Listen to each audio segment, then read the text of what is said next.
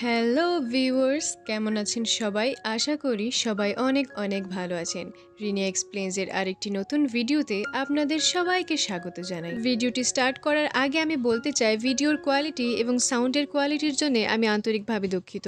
আশা করি আপনারা এটিকে ক্ষমা সুন্দর দৃষ্টিতে দেখবেন। তো চলুন আমরা ভিডিওটি স্টার্ট করে ফেলি। এপিসোড 4-এর শুরুর দিকে রাজমাতাকে বলা হয় বিষয়বস্তু নির্বাচন করার জন্য। এতে করে রাজমাতা একটি বিষয়বস্তু নির্বাচন করে। বিষয়বস্তুটি হলো সন্তান ধর্ম, অর্থাৎ যে খাবারটি তারা বানাবে তার মধ্যে সন্তান ধর্ম ফুটে উঠতে হবে এবং এই খাবারটি বানানোর জন্য তাদের হাতে আছে 2 ঘন্টা সময়। আর খাবারের মধ্যে তাদেরকে রাখতে হবে টোফু এবং ড্যাংচেন। এখানে প্রতিযোগিতা শুরু হয়ে গেলে বাবুর্চিরা যার যার মতে খাবার সামগ্রী আনার জন্য শাহী রন্ধনশালায় যায়। এখানে এম এবং মিংসুক ভালো ভালো সামগ্রীগুলো নিয়ে যাচ্ছিল এবং খারাপ সামগ্রীগুলো জিয়ং এর জন্য রেখে যাচ্ছিল। জিয়ং সমস্ত আইটেম কালেক্ট করলে দেখতে পায় যে তার কাছে ড্যাংজেন অত্যন্ত কম ছিল, কিন্তু এখানে তো মেইন ইনগ্রিডিয়েন্টসই ড্যাংজেন। এখানে ড্যাংজেন যদি কম হয় তাহলে তো লাভ হবে না। জিয়ং তখন সেখানে থাকা কিছু পালং শাক দেখতে পায়। তখন সে ভাবে রাজমাতা হঠাৎ করে মাথা ঘুরে পড়ে যাচ্ছিল, এতে করে পালং শাক তার স্বাস্থ্যের জন্য অনেক ভালো হবে। এজন্য সে পালং শাকগুলোকে কালেক্ট করতে থাকে। এখানে তখন বৃদ্ধ মন্ত্রী আসে এবং জিয়ংকে জিজ্ঞেস করে, তুমি এখনো এখানে কি করছো? বাকি বাবুর্চিরা প্রতিযোগিতার স্থলে পৌঁছে গেছে। জিয়ং বলে, দেখুন না, আমার কাছে ট্যাংজেন অত্যন্ত পরিমাণে কম আছে।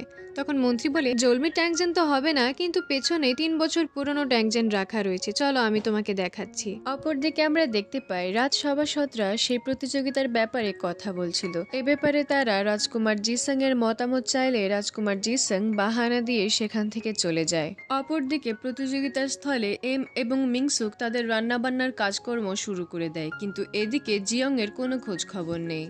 অনেকক্ষণ পরে জিয়ং প্রতিযোগিতার স্থলে তার যাবতীয় সামগ্রী নিয়ে হাজির হয় এবং তারা যার যার মতে কাজকর্ম শুরু করতে থাকে। এখানে মিংসুক যে খাবারটি বানাচ্ছিল তার নাম হচ্ছে উমান্ডু, আর এম যে খাবারটি প্রস্তুত করছিল তার নাম হচ্ছে ইয়নপু ট্যাং, আর আমাদের জিয়ং যে খাবারটি প্রস্তুত করছিল তার নাম হচ্ছে ট্যাংজেন পাস্তা। এখানে জিয়ংকে পালং শাক সেদ্ধ করতে দেখে আর পালং শাকের পেস্ট বানাতে দেখে অন্যান্য সখীরা বলে, ও এমন কেন করছে? ও কি পাগল হয়ে গেছে? ও কেমন আলতো ফালতো একটি খাবার বানাতে যাচ্ছে। এখানে রাজমাতা এবং অন্যান্য সখীরা মিয়াংসুক এবং এম এর খাবারের জন্য অনেক আগ্রহী ছিল। রাজমাতা রাজাকে বলে, আপনার কি মতামত? আপনি মনে হয় আপনার বেছে নেওয়া শাহী বাবুর্চির হাতের রান্নার অপেক্ষা করছেন, তাই না? রাজা বলে, হ্যাঁ, শাহী বাবুর্চির রান্নার মধ্যে একটি নতুনত্ব রয়েছে যা প্রত্যেকবার একটি নতুন স্বাদ নিয়ে আসে। জিয়ং এখানে বৃদ্ধ মন্ত্রীর বলা কথাগুলোকে মনে করতে থাকে। বৃদ্ধ মন্ত্রী তাকে বলেছিল, আমাদের রাজমাতা এই রাজমহলে আসার আগে তার মা তাকে একটি খাবার খাইয়েছিল, আর সেই খাবারটি ছিল সিয়ম নদীর ট্যাংজেন দিয়ে তৈরি শোরবা। রাজমাতা প্রায়ই সেই শোরবার কথা বলেন। তিনি বলতেন সেই শোরবায় একটি উষ্ণ তাজা ভাব ছিল। বাবুর্চিরা অনেক চেষ্টা করেছিলেন সেইভাবেই শোরবা বানাতে, কিন্তু রাজমাতা কখনো তার মায়ের তৈরি সেই শোরবার স্বাদ পায়নি। জিয়ং তখন ভাবতে থাকে, কি এমন জিনিস আছে যেটা ওই শোরবাকে উষ্ণ এবং তাজা স্বাদ দেয়। অপরদিকে বাবুর্চি ইমের একটি সবজি কম পড়ে যায়, যার কারণে সে মিয়াংসুকের কাছে সেই সবজিটি চায়, কিন্তু মিয়াংসুক তাকে মানা করে দেয়। এতে করে আমরা বুঝতে পারি মিয়াংসুক অনেক স্বার্থপর একজন ব্যক্তি। বাবুর্চি এম তখন মিয়াংসুকের কাছ থেকে জোরপূর্বক সবজিগুলো নিতে গেলে তাদের মধ্যে ঝগড়া লেগে যায়। তাদের ঝগড়া দেখতে দেখতে জিয়ং এর মাথায় তখন একটি উপকরণের নাম আসে যেটার সাহায্যে শোরবাকে উষ্ণ এবং তাজা বানানো যায়। জিয়ং তখন তার খাবার পরিবর্তন করার চিন্তা ভাবনা করে। সে তখন চিন্তা ভাবনা করে সে ট্যাংজেন পাস্তা না বানিয়ে ট্যাংজেন শোরবা বানাবে, এবং এটা বানানোর জন্য তার যে নতুন একটি উপকরণ লাগবে সেটার জন্য সে বাইরে যেতে থাকে। কিন্তু এখানে কোর্ট লেডিরা তাকে আটকে নেয় এবং তাকে রাজমাতার সামনে কুর্নিশ করিয়ে দেয়।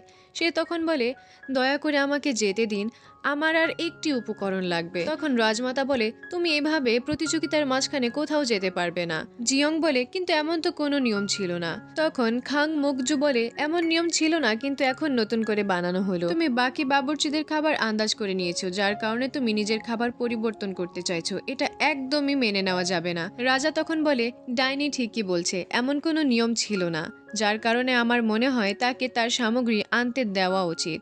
আর যদি সে এর পরেও হেরে যায় তাহলে না হয় তার দুটো হাতই কেটে দেবেন। এতে করে জিয়ং বলে, কুত্তার বাচ্চা কোথাকার, এখানে আমার পাশে দাঁড়ানোর বদলে আমার আরো বিপদ বাড়িয়ে দিচ্ছে। মকজু তখন দুটো হাত কাটার কথা শুনে অনেক খুশি হয়ে যায় এবং বলে ঠিক আছে, তাকে সামগ্রী আনতে দেওয়া হোক। জিয়ং তখন দেখে হাতে বেশি সময় নেই, যার কারণে সে গেলগামকে সেই উপকরণটি আনার জন্য পাঠায়। তখন মকজু তার কোট লেডিকে গেলগামের পিছনে লাগিয়ে দেয়। জিয়ং তখন গেলগামের আসার আগ পর্যন্ত সরবার জন্য বাকি কাজকর্ম করতে থাকে। তার কাছে যেহেতু জলমি ট্যাংজেন ছিল না, সেজন্য সে তার কাছে থাকা ট্যাংজেনে স্মোকি ভাব আনার জন্য সেটাকে অধিক আঁচে রান্না করতে থাকে। এটা দেখে বাকি সবাই বলে ও একটা পাগল, এগুলো কি অদ্ভুত কাজ করছে। অপরদিকে গেলগাম যখন সেই উপকরণটি নিয়ে ফিরছিল, তখন সেই কোটলেডি তাকে উপর থেকে ধাক্কা মেরে নিচে ফেলে দেয়। এরপরে তার হেয়ার পিন দিয়ে তার দিকে আক্রমণ করতে যায় এবং সিন এখানে কাট হয়ে যায়। কি হয়েছে আমরা পরে জানতে পারবো। এদিকে অনেক সময় পার হয়ে যাওয়ার পরেও গিলগাম আসছে না দেখে জিয়ং অনেক চিন্তিত হয়ে পড়ে। তখনই হঠাৎ সেখানে গিলগাম চলে আসে। আমরা দেখতে পাই তার মাথায় রক্ত ছিল। তখন সে জিয়ংকে বলে এত কিছু ভাবার সময় নেই, আপনি এখন প্রতিযোগিতার দিকে মনোযোগ দিন। জিয়ং তখন সেই উপকরণটিকে ট্যাংজেনের সাথে অ্যাড করে দেয়। এখানে আমরা জানি যে জিয়ং ভবিষ্যৎ থেকে এসেছে, এজন্য তার রন্ধন শিল্প অন্যান্য সবার থেকে একটু আলাদা। এটা তারা এর আগে কখনো দেখেনি, যার কারণে তাদের কাছে একটু অদ্ভুত লাগছিল। এখানে মকজু সবার কান ভরতে থাকে। সে বলে এ যেভাবে রান্না করছে আমার কাছে মনে হচ্ছে এগুলো অস্বাস্থ্যকর, এগুলো খেলে আমরা আবার অসুস্থ হয়ে পড়বো না তো। প্রধান তত্ত্বাবধায়ক তখন বলে তাহলে আমরা ওকে রান্না করা থেকে আটকে দেই। এতে করে মহারাজ অনেক ক্ষুব্ধ হয়ে যায় এবং বলে আটকে দেই মানে? আপনারা আমার রাঁধুনির উপরে প্রশ্ন উঠাচ্ছিলেন, যার কারণে আমি আপনাদের মতামত মেনে নিয়ে এই প্রতিযোগিতার আয়োজন করেছি। এখন আপনারা বলছেন তার খাবার গ্রহণ করার আগেই তাকে বের করে দেওয়া হোক। তখন রাজমাতা বলে শান্ত হন মহারাজ, আমরা তার খাবার গ্রহণ করব। রাজা এখানে ভালো মতোই বুঝে যায় যে এই প্রতিযোগিতার মূল উদ্দেশ্য হচ্ছে প্রধান বাবুর্চিকে তার পদ থেকে সরানো। এদিকে রান্না করার সময় শেষ হয়ে যায় এবং আমরা দেখতে পাই সবাই তাদের খাবার প্রস্তুত করে নিয়েছে। এখানে মিংসুক যে খাবারটি প্রস্তুত করেছে তার নাম হচ্ছে ওমান্ডু। দাসী খাবারটি খেয়ে সম্মতি জানালে বাকি সবাই এই খাবারের স্বাদ গ্রহণ করে। রাজমাতা তখন বলে ওমান্ডু অনেক তুলতুলে এবং নরম, এটার মধ্যে নরম হওয়ার কারণ কি? মিংসুক যখন বলে মাছের অত্যন্ত পাতলা পরতের কারণে ওমান্ডুগুলো এত নরম হয়েছে। তখন মহারাজ বলে বাহ দারুণ, কিন্তু এখানে ট্যাংজেন কোথায়? মিংসুক বলে আমি ট্যাংজেনকে চাটনির সাথে মিশিয়ে দিয়েছি। মহারাজ তখন বলে এখানে প্রধান উপকরণই হচ্ছে ট্যাংজেন, আর তুমি এটাকে শুধু চাটনির সাথে মিশিয়েছো। হ্যাঁ। রাজমাতা তখন মিংসুককে জিজ্ঞেস করে তুমি এই খাবারের সাথে সন্তান ধর্মকে কিভাবে জুড়ে দিয়েছো? মিংসুক তখন মহারাজকে খুশি করার জন্য বলে যে মহারাজ আমাদেরকে খাবারের সামগ্রী দান করেছেন এবং সেই সামগ্রী ব্যবহার করে আমি মহারাজের জন্য এই উপকরণটি বানিয়েছি, এটাই হচ্ছে সন্তান ধর্ম। তখন মহারাজ বলে এটা যদি সন্তান ধর্ম হয় তাহলে সকল খাবারের উপকরণ তো আমিই দিয়েছি, তাহলে সব খাবারই তো সন্তান ধর্ম হলো, তাই না? কিন্তু এখানে বাকি সখী এবং রাজমাতারা ওমান্ডুর খুব প্রশংসা করে এবং মিংসুককে বলে হ্যাঁ তুমি অনেক ভালো একটি খাবার বানিয়েছো। এখানে বাবুর্চি ইম যে খাবারটি বানিয়েছে সেটার নাম হচ্ছে ইয়নপু ট্যাং। দাসী এটাকে খেয়ে সম্মতি জানানোর পরে সবাই এটার স্বাদ গ্রহণ করে। রাজমাতা জিজ্ঞেস করে এটার স্বাদ অত্যন্ত কোমল, তুমি এটাতে কি ব্যবহার করেছো? বাবুর্চি এম তখন জানায় গতবারের মতো আমি এটাতে ছাগলের মাংস ব্যবহার করিনি, এখানে আমি মুরগির মাংস ব্যবহার করেছিলাম। বাবুর্চি ইমের খাবারটি অনেক অসাধারণ ছিল এবং সে প্রধান উপকরণগুলোকেও একদম ভালোভাবে ব্যবহার করেছিল। কিন্তু যখনই সন্তান ধর্মের প্রশ্ন আসে তখনই সে একটি উল্টোপাল্টা কথা বলে। সে বলে আমি এমন একটি খাবার বানিয়েছি যেটা সবাই মিলে খেতে পারবে, এভাবেই এটাকে সন্তান ধর্মের সাথে জুড়ে দেওয়া যায়। তখন মহারাজ বলে তার মানে অন্য খাবার কি কেউ একসাথে খেতে পারবে না নাকি? এরপরে জিয়নের খাবার গ্রহণ করার পালা আসে। জিয়ন যে খাবারটি বানিয়েছিল সেই খাবারের নাম হচ্ছে ট্যাংজেন শোরবা। খাবারটিকে দেখেই সবাই ভ্রু কুঁচকে ফেলে। জিয়ং তখন বলে আপনারা দয়া করে আগে খাবারটি গ্রহণ করুন। তখন রাজমাতা সেই খাবারটি গ্রহণ করে। এটা গ্রহণ করার পরে সবাই এক প্রকার পজ হয়ে যায়। রাজমাতা তো এটাকে বারবার খেতে থাকে। রাজা এটাকে খেয়েই বুঝে যায় যে এটাতে কি কি উপকরণ ব্যবহার হয়েছিল। এখানে রাজমাতা কিছু বলছে না দেখে মকজু অনেক খুশি হয়ে যায়। সে তখন জিয়ংকে জিজ্ঞেস করে ঠিক আছে এখানে তুমি সন্তান ধর্মকে কিভাবে জুড়েছো? কিন্তু জিয়ং এখানে কিছু বলতে যাবে তখনই তার মাঝখানে বাধা দিয়ে মকজু বলে চুপ থাকো, একে তো তোমার খাবারের স্বাদ ভালো হয়নি, তার উপরে তুমি এর সঠিক ব্যাখ্যাও দিতে পারছো না, তোমাকে তো কঠোরতম শাস্তি দেওয়া উচিত। তখন মুখজুকে থামিয়ে রাজমাতা বলে, চুপ থাকো, এতে সন্তান ধর্ম রয়েছে। রাজমাতার এই খাবারটি খেয়ে তার মায়ের কথা মনে পড়ে যায় যে কিভাবে মহলে আসার আগে তার মা তাকে শেষবারের মতো এই ট্যাংজেন শোরবাটি খাইয়েছিল। রাজমাতা জিয়ংকে জিজ্ঞেস করে, ওই শেষ উপকরণ যেটা তুমি এই খাবারে দিয়েছিলে সেটা কি ছিল? জিয়ং বলে, ওটা ছিল জেচাপ।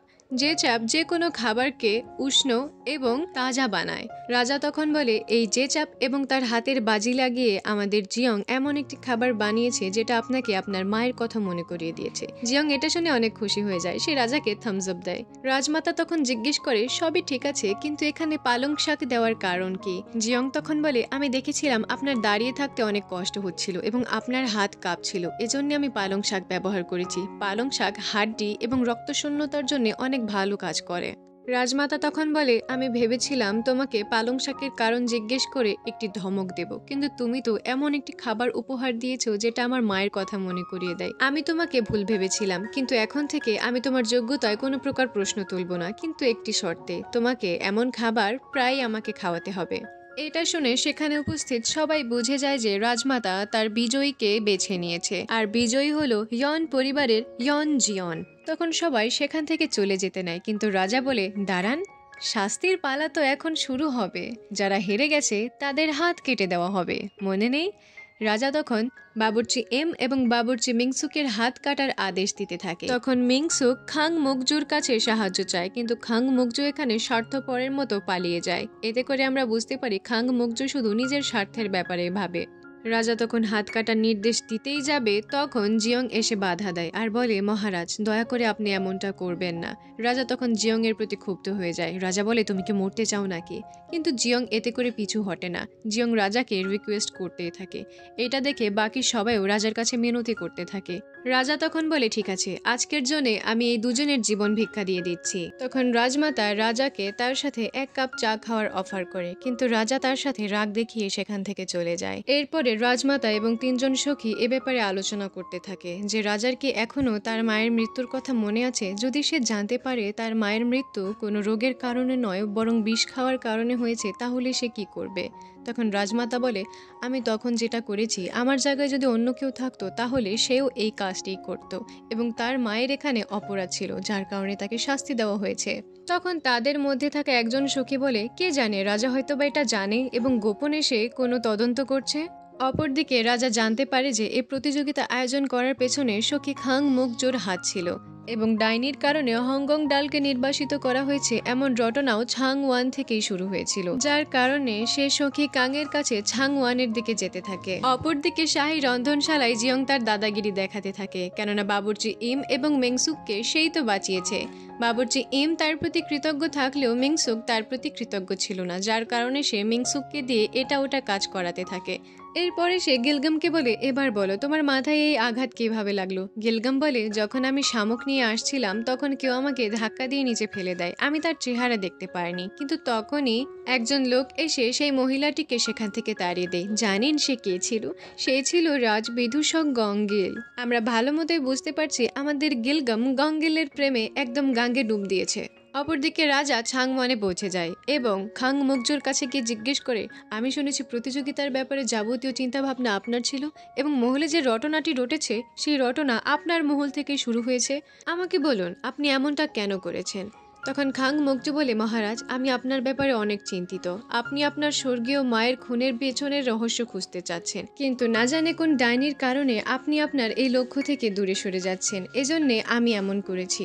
রাজা তখন বলে, তাই বলে আপনি একটি মেয়ের নামে একটি মিথ্যা রটনা রটাবেন? সখী, আমি আপনার থেকে নিরাশ হয়ে গিয়েছি। তখন মুকজু বলে, মহারাজ, আপনি কি একটি অজানা ডাইনির কারণে আমার সাথে সেই কাজটি করতে যাচ্ছেন যেটা আপনার পিতা আপনার মায়ের সাথে করেছিল? এটা শুনে মহারাজ অনেক রেগে যায় এবং সে বলে, চুপ, আর একটাও কথা বলবে না। মহারাজের এখানে মাথা ব্যথা শুরু হয়ে যায়। তখন মুকজু বলে, মহারাজ, আপনার কি হলো? আসুন, আমি আপনাকে শান্ত করছি। কিন্তু মহারাজ তাকে ধাক্কা দিয়ে সরিয়ে তার মহল থেকে বেরিয়ে যায়। এরপরে আমরা রাজকুমার জেসংকে দেখতে পাই। এখানে রাজকুমার জেসং তার সহকারীকে বলে, সেই সালগজি জঙ্গলের খুনের কি হলো? তার সহকারী বলে, আপনি যেটা সন্দেহ করছিলেন সেটাই ঠিক ছিল। কিম সং, যাকে ফাঁসির শাস্তি শোনানো হচ্ছিল, তার বড় ভাই এর বদলা নেওয়ার জন্য একাই কাজ করছিলেন। জেসং তখন বলে, ওকে আমি বলেছিলাম তাড়াহুড়া করিস না। সহকারী তখন জানায় সেখানে বাধা দেওয়ার জন্য একজন লোক এসেছিল, তার চেহারা মুখোশে ঢাকা ছিল, তাকে আমরা দ্রুতই খুঁজে বের করব। আমরা দেখতে পাই সেই লোকটি আর কেউ নয় বরং রাজবিদূষক গঙ্গিল। আমরা এখানে জানতে পারি রাজকুমার জেসং আজকে রাতের জন্য কিছু একটা প্ল্যান করছিল। পরের দৃশ্যে আমরা দেখতে পাই জিয়ং প্রতিযোগিতা জেতার কারণে সংজে তার জন্য উপহার নিয়ে এসেছে। এগুলো ছিল অলংকার যেগুলো দিয়ে নারীরা সাজগোজ করে। রাজকুমার জেসং তখন জিয়ংকে বলে, মহারাজ সাজগোজ করে থাকা নারীদের অনেক পছন্দ করে, এজন্য তোমাকে 24 ঘন্টা সাজগোজ করে থাকতে হবে।